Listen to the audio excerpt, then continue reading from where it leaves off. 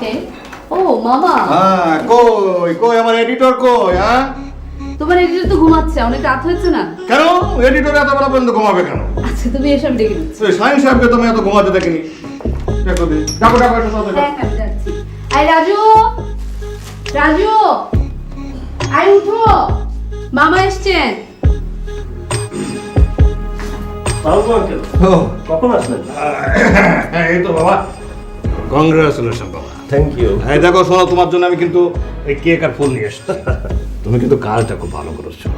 আজকের কাগজটা খুব সুন্দর হয়েছে। আজকের কাগজটাই তো চ্যালেঞ্জ ছিল আঙ্কেল। কালকে তো স্টাফ আসে নাই, আগামীকালকেরটা দেখেন কত ভালো করে।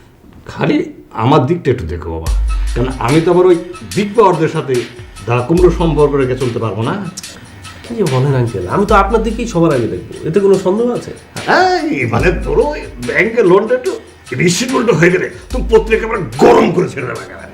আপনি যেমন বলবেন সেরকমই হবে। না দেখো, একদিক থেকে তো আমি রেডি করো না, ওই সব ওই স্ট্রিক্ট প্রিন্সিপালের এডিটর নিয়ে আমার সবসময় ভয় ভয় থাকতো। এই আঙ্কেলকে খেতে দাও। হ্যাঁ এই খাবো কি খাবো কি, তুমি কেক কাটো কেক কাটো। কি বলে? আচ্ছা আপনি কাটেন। না না তুমি কাটো। আচ্ছা আচ্ছা ঠিক আছে, আপনারা দুজন মিলে কেক কাটবেন, আমি শুধু ছুরিটা নিয়ে আসি আর ক্যামেরাটা নিয়ে আসি। যাও যাও, খুব ভালো হবে। আর এসে ছবিটা তুলবো। হ্যাঁ হ্যাঁ, ক্যামেরা নিয়ে ক্যামেরা নিয়ে যাও। খুশি আঙ্কেল?